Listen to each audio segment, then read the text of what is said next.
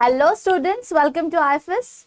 So here we are again with another lecture of UGC NET English literature. So in this lecture we are going to study everything related to English literature. So this is the lecture number 12 in which, so first of all, which is for free. So this is a free crash course going on for a whole 30 days. So here I have been teaching you all about the English literature, as well as I have been practicing so many questions, so many MCQs related to whatever we are studying, right? So in the first few lectures, we studied some part of the English literature. In the next, we saw the MCQs related to those topics. Yes. Now the time comes that we study the further topics. Okay. So in this session, we will be studying the further few topics which we haven't studied. So this will be a lecture, or this will be a theory lecture. Okay. So in this, we will be talking about everything related to the further topic. So if you have seen, where we ended was something related to age of revival. So while we were studying for age of revival, we studied that there are so many events happened, and because of all those events, there were political, social, economic consequences that we faced at that particular age. Okay, and age of revival was basically between 14th to 15th century. So we saw so many events, so many historical things, all those events that happened at the age of revival.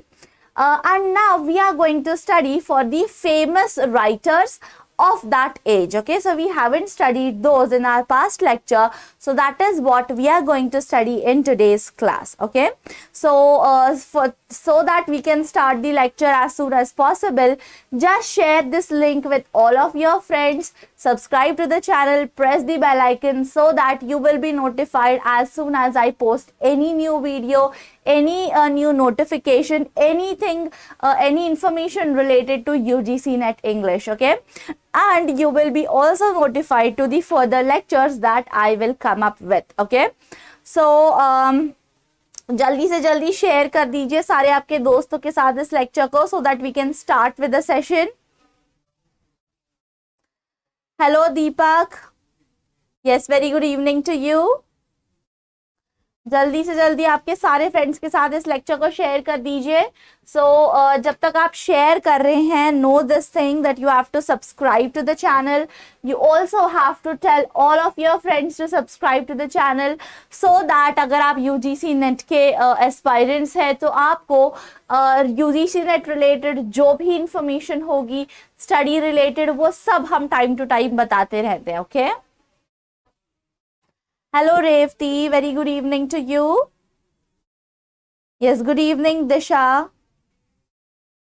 Okay, and yes, again, so as I told you that this lecture batch, online batch, has been already started. So if you haven't taken, if you haven't enrolled in the batch, you can do it right away. And there is also a contact number given here. You can see the contact number, which is 9172266888. So you can call on that number and take all the required details of the course. Hello Kajal. Very good evening to you. Okay. There is still 1 more minute left with you all to share the lecture with everyone. So Kajal, you can call on this number 9172266888 and you can take all the required details of the course. Okay, or you can also directly visit to our website, that is www.ifasonline.com, and that when you will go to the online batch, you will see a section of UGC NET.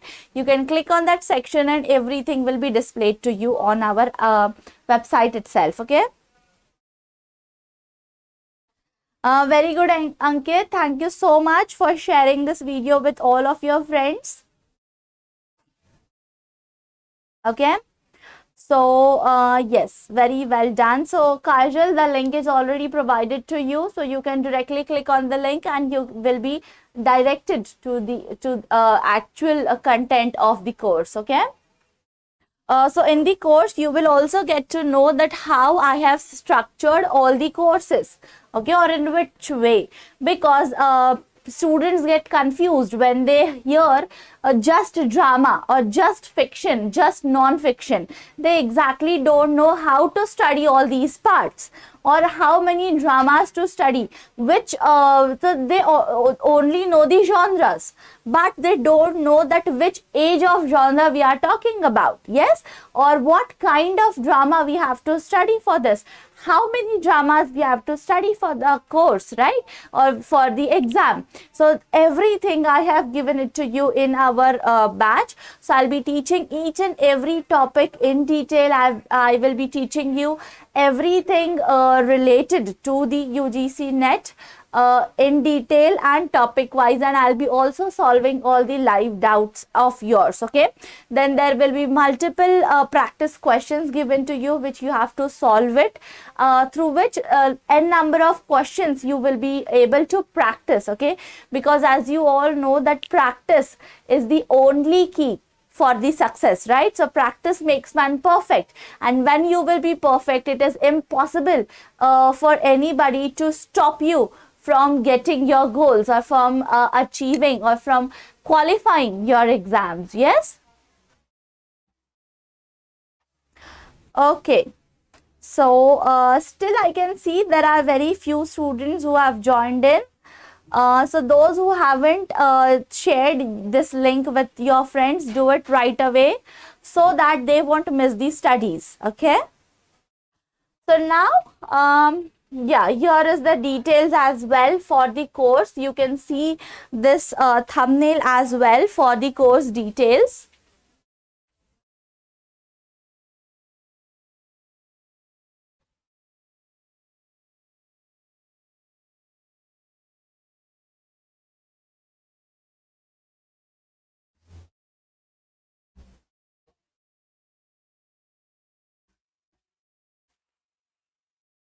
I hope everything is clear to you. Now we will move ahead.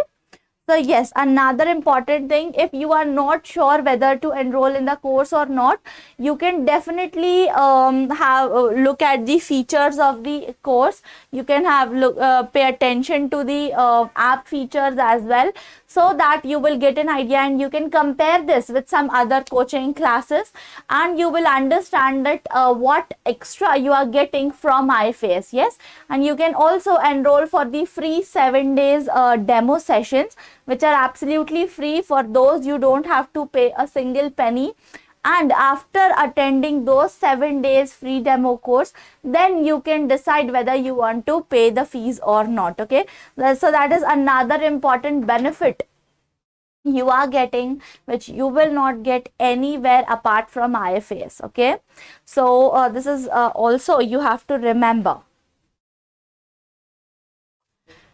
Now we will talk about the important people of this age.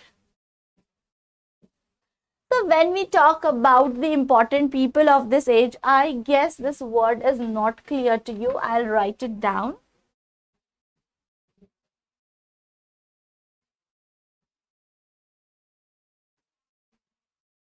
So it is Erasmus. So we have already spoken about Erasmus, but let's revise it because I am pretty sure that you might have forgotten as of now. So let's revise about Erasmus a little bit.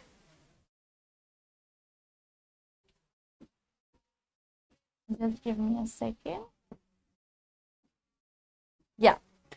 So first of all, the very first thing you should remember about Erasmus is that he was titled as Prince of Humanist. Okay, so this was a very famous title given to Erasmus. That is very important to remember. As well as he was also called as crowning glory of Christianist. Okay, what was he called as? Crowning glory of Christianists, Christian humanist. So these are the two important titles given to Erasmus, which are very important to remember. The second thing, that he was also a part of Protestants. So there was two types of people who were living at that age. First one was the Christians, those who were believing in Christianity, and then there were people who were against Christianity. Okay, so you have to pay attention to both. Now there are some writers who belonged to the ones who believed in Christianity, and there were also a group of writers who did not believe in Christianity. Okay, so he was the part of the Protestants here. Okay, so he was the part of the Protestant, that you have to remember. The third one is we are going to talk about the major works of Erasmus. So the first major work about Erasmus is that Praise of Folly. So Praise of Folly is again very important work of Erasmus. So if you get time, do read it, because of the time constraint, we cannot exactly study about what is Praise of Folly. If you want any lecture related to it, if you want to know about Praise of Folly, do let me know in the comment section, so that I will come up with a interesting video for you, okay, which will be related to any of the topic related to this. The second important or the major essay which is written by Erasmus is At the City of London. Okay, this is another important essay written by Erasmus. So this is also important from your UGC NET English perspective or UGC NET exam perspective. So for that, you have to know about both of these. So as you know that I have been talking about each and every work and I have been talking about that study any work and study all the other aspects of that work as well. Right? So remember this, that when you are studying for Erasmus, don't forget to study the major works of Erasmus, because there might be some questions which will be asked based on the essays of Erasmus. So the name of Erasmus might not be given to you, but something related to the essay might be given. But then you now, with the studies, what you will understand that yes, this Praise of Folly is the essay written by Erasmus, and what is there in it, you are already going to study for it, right? So this is something you should remember while you are studying, okay? Okay, so your Megha, hello Megha. So Megha is saying, yes, we want. Okay, sure Megha. I'll come up with short video in which I'll be talking about Praise of Folly or something related to Erasmus, and or basically everything related to Erasmus in detail. Okay, so I'll come up with some short video as soon as possible for me. Okay, so yes, this was about Erasmus. Now we are going to talk about Thomas More. So even Thomas More was famous.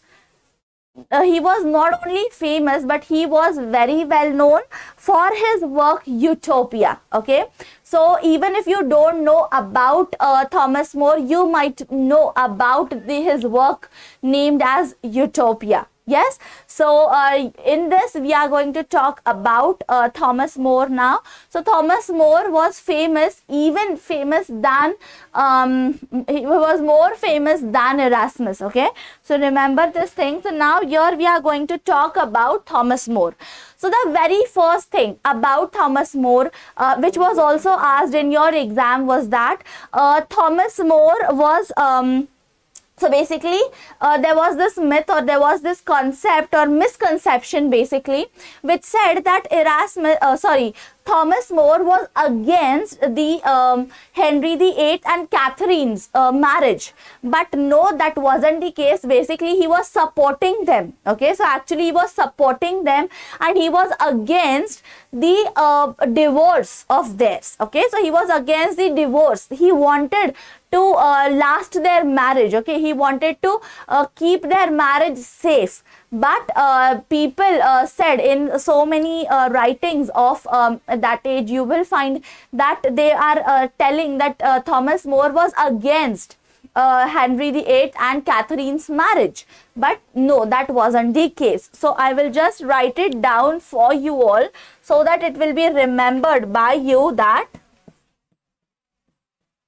you have to note it, because question was asked in your exam related to this. Okay, so Thomas More did not reject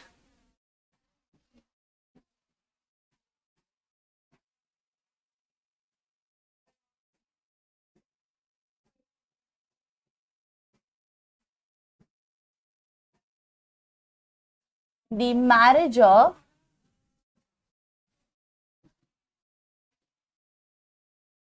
I hope you all are able to see this. If you have any doubt related to the handwriting, please ignore the handwriting unless and until it is visible and it is clear to understand. So yeah, marriage of Henry VIII and Catherine. I hope I have also talked about them in the age of Chaucer. So when we were discussing about the Old English, Middle English, age of Chaucer. Okay.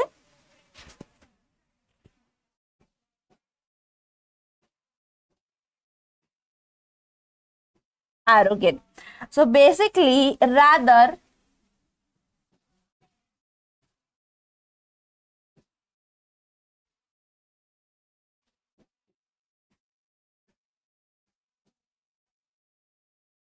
he rejected the divorce. Okay, remember this. He was against the divorce.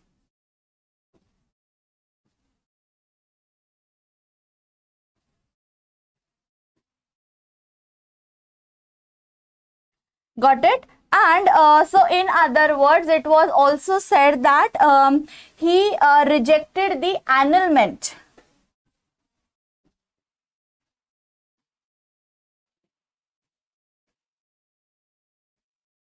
So instead of divorce, the actual word was annulment.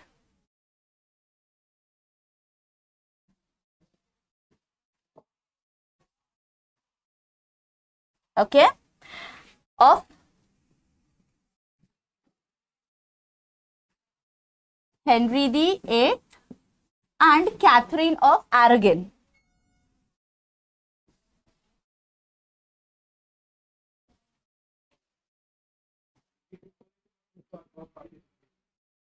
Okay, so this is something you have to remember whenever you are studying for Thomas More. So this is just the background of Thomas More. Okay, so remember this. Now we are going to talk something related to his works. So as I told you that the very famous work written by Thomas More is Utopia. So now we are going to talk about Utopia in detail. Okay, so his famous work, yes, so before we actually talk about his famous works, there are one or two more important things related to Thomas More. Those are, so he was also called he opposed the Protestant Reformation. Okay, so he was against the Protestant Reformation. So this is another important thing you have to remember. Plus so he opposed the king of Catholic Church, and he refused Henry for the oath of supremacy. Okay, so these two things you have to remember again. What are the two things? So he opposed the Protestant Reformation. He rejected the king's oath for supremacy, and he also opposed, or he protested against the Catholic churches. Okay. Yes, and he feels happy for being God's servant. So this is another thing which you have to remember. So there might be question in your exam which will be asked, such as that who was happy to be God's servant. So the answer will be obviously Thomas More. Okay, got it? Is there any doubt regarding this? Okay, great. So let's move ahead, and now let's look at the famous works of Thomas More. So the very famous work of Thomas More that we are going to talk right now is the Utopia. Now, what is the meaning of Utopia? Does anybody know the meaning of utopia? So basically, utopia words refers to the something unrealistic, okay, which is imaginary, which will be beautiful, but that doesn't exist in real world, okay. The word nowadays, when we use utopia, it refers to this, okay. You might have also seen a movie, animated movie called as Zootopia. So this Zootopia movie is related to this concept of utopia. So this concept is basically talks about the supernatural, not exactly supernatural, but unrealistic things. Okay. So this unrealistic things are talked about, or these unrealistic things are shown, or it is imaginary things. So this is a wonderland that you can call it. Okay. So this is a wonderland which is not actually present, but it is shown in the work of Thomas More's Utopia. Okay. So let's understand what is this utopia. So utopia, so basically it was, so utopia, it was in Latin. It was published in 1516 in Latin. Okay, so the language used was Latin. Okay, and it was translated in 1551.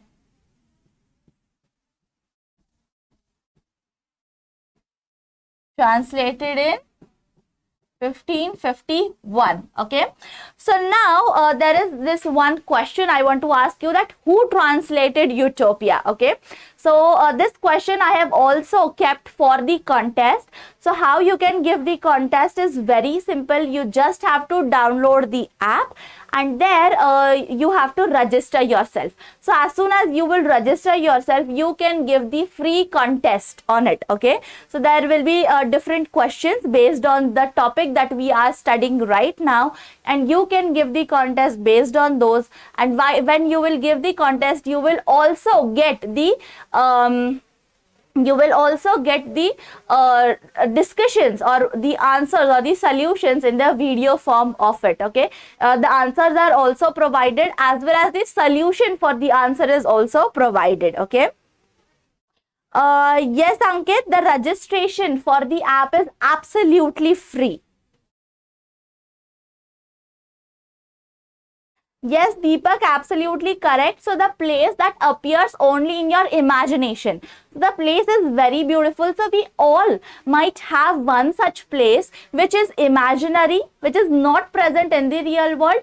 But yes, there will be very, so you can call it as fantasy. Okay, fantasy land is another word said for the utopia. Okay, so let's see what was the concept and further details about. So this utopia is divided into two parts. Okay.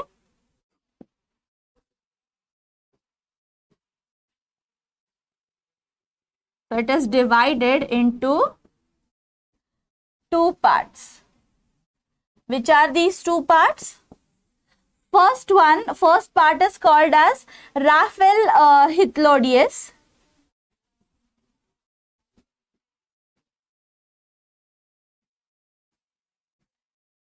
So here basically Raphael Hythlodius talks about the faults and flaws of England.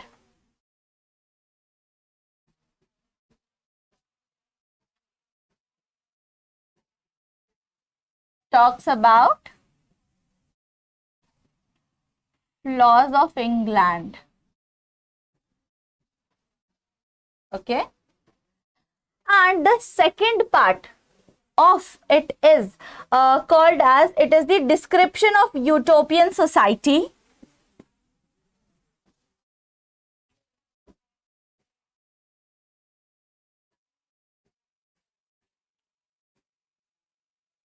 It is the description of utopian society, their laws,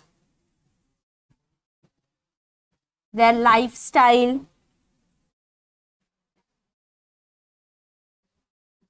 wars, etc. Okay, so this is something you should remember. then the first thing or the conversation that starts, so this conversation is between three people. Okay, so here in this utopia, the whole picture or the whole story starts with three people. Okay, who are these three people? First one is Peter Guide.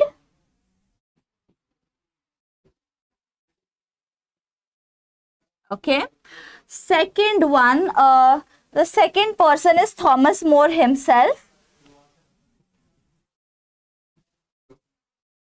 So he was himself Thomas More. And the third person is again Raphael Hythlodius. I'll write it here.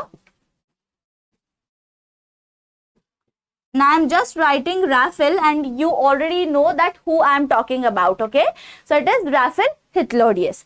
So these three people, so they are talking about, and the whole story revolves around them. Okay, so who gives an account of the utopian society. So they are all talking about this utopian society. Am I clear with this? Are you all understood what this utopia is all about and the important points of utopia? So here another interesting part I want to add here is that the Raphael Hythlodius name. So basically this Raphael Hythlodius name is a Greek name. Okay, so which means nonsense. So the person Raphael Hythlodius, or the character Raphael Hythlodius shown in this utopia, is a person who is talking nonsense. Okay, so who doesn't make any sense actually, but the person is there for creating humor in the whole story. Okay, so this also another important thing which might be asked in your exam, which is a very interesting part actually, so you should remember this as well. Okay, got it? So yes, and the name Raphael Hythlodius in Greek symbolizes and means dispenser of nonsense, means he is the leader of nonsense, you can call it. And utopia is a fictional town that created by Thomas More, and his fictional town means no place. Okay, so it is the significance of utopia is called as no place. Got it? Clear everyone?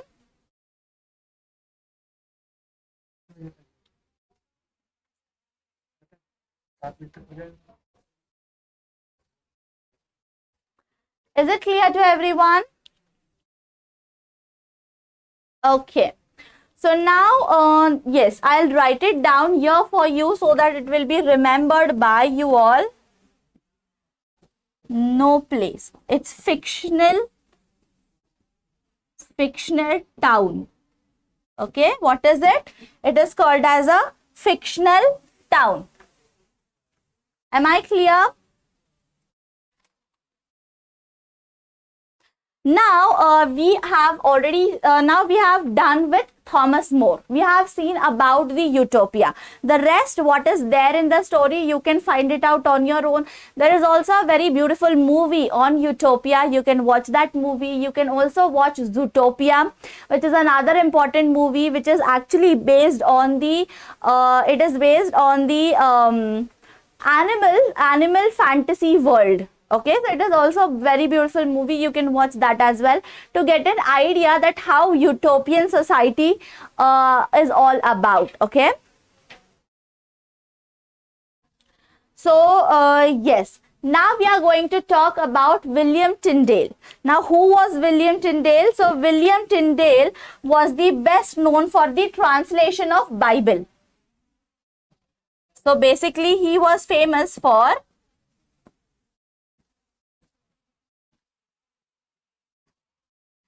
translation of Bible.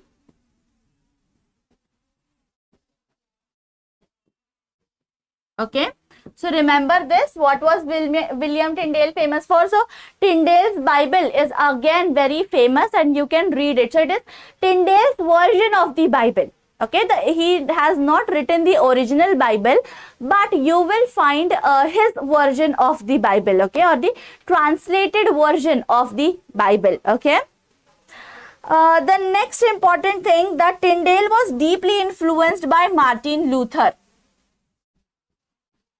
He was deeply influenced by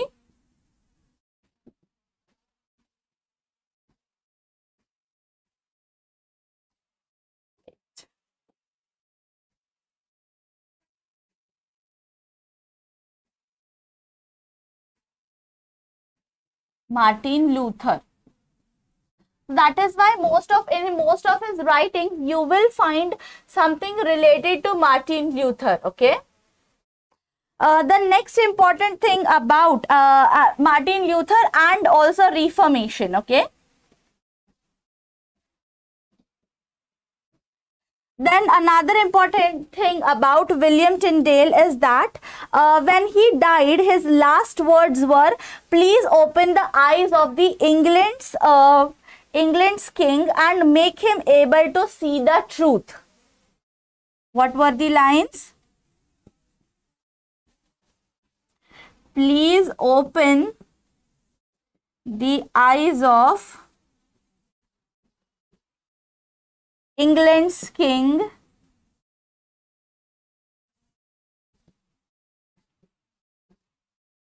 and make him see the real truth.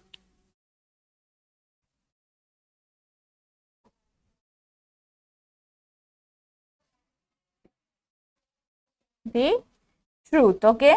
So these were the last lines of William Tyndale. So you can see that how patriotism was there in William Tyndale and how the patriotism is shown, because even while he was dying, he was thinking about England and he wanted the king to see the actual truth, that the England people are somewhere behind, the British people are somewhere behind, the English people are somewhere behind, they are not into picture. The Germans, the French, the Italians and all, they all have captured England and they are ruling there and they are making everything theirs. Okay, so he wanted to make everything English, obviously, right? So nobody will want, a person will not want that somebody else will rule there and somebody else will take the responsibility there, right?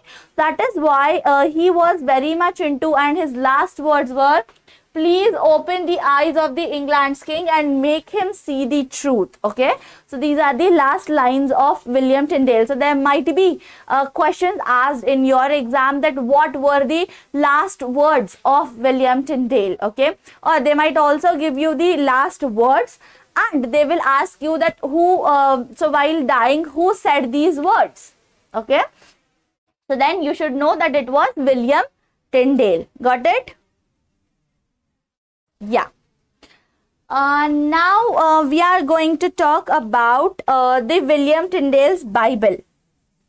So it was called as Tyndale's Bible. And what's the significance of this Bible? Does anybody know about William Tyndale's Bible? It was in 1524, left England to go to Germany, and and Hebrew to English. So he translated basically the Bible from Hebrew to English. Okay, so and he went in 1524 only for translating the Bible. Okay, and he went to Germany so that he could translate the Hebrew Bible to English one. Okay, then he practice of prelates.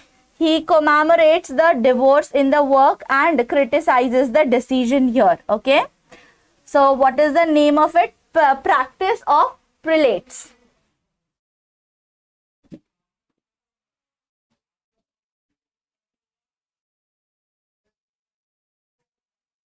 Okay, got it?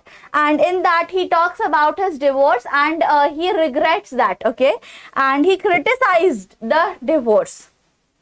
And then again, most famous work of his is that, the third important famous work is The Obedience of Christian Man. I hope you all can see this. The Obedience of Christian Man.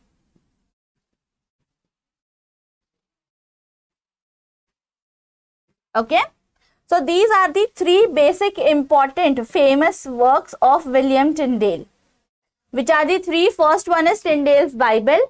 Second one is the practice of prelates, and the third one is the obedience of Christian man. Okay, so you have to remember these three important works of William Tyndale when you are studying for this. Okay, William Tyndale, about William Tyndale. Okay. Yes, very good evening, Raman. Why are you late for the class? So now we are going to talk about Richard Tottle. Now, who is Richard Tottle? So, officially publisher of the first printing anthology of English poetry. So, he was the official publisher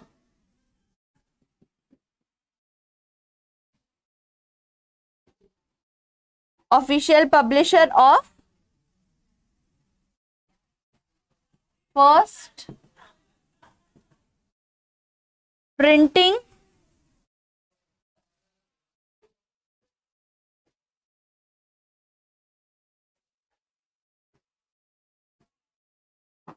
he was the first printed anthology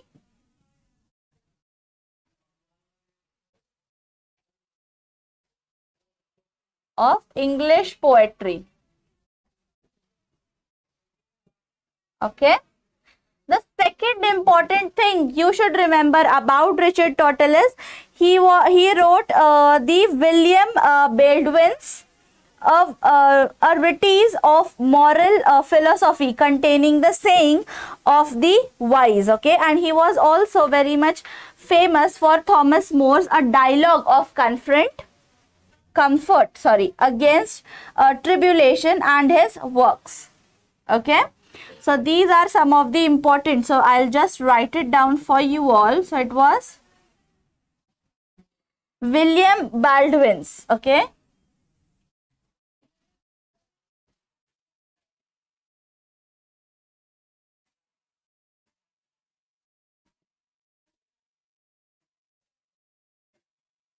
treatise of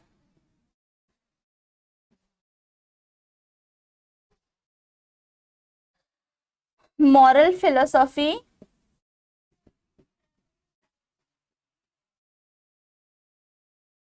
containing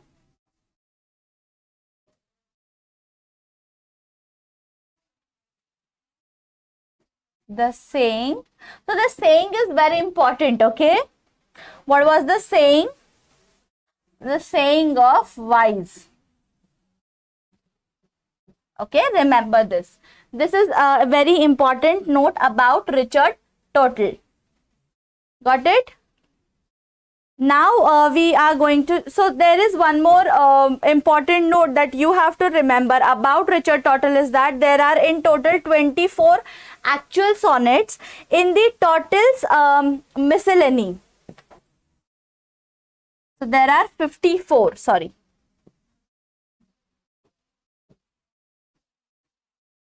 sonnets in Tottle's miscellany.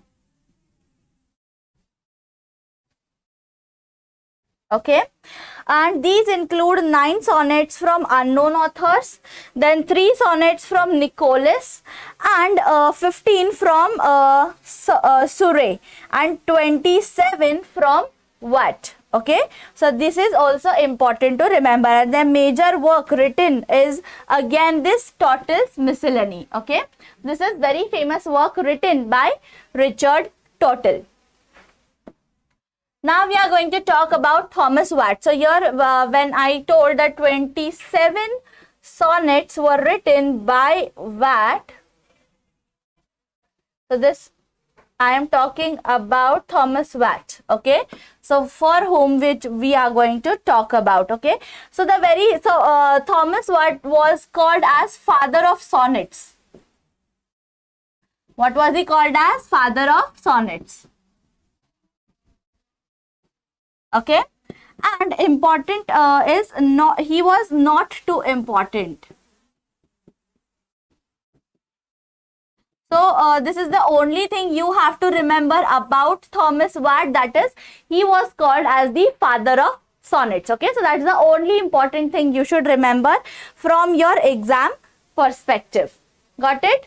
So yes, I guess that is it for today's session. We will just stop here for now, and we will meet tomorrow on the same channel at the same time. Okay, so 6 p.m. is our time, and the channel is IFAS UGC NET. So tell all your friends, those who are UGC NET aspirants, those who are preparing for UGC NET English, to join the session so that they won't miss your studies just like you. Okay, so I'll just end the session for now, and we will meet tomorrow for the same lecture. Okay, and we will discuss the further part of the class.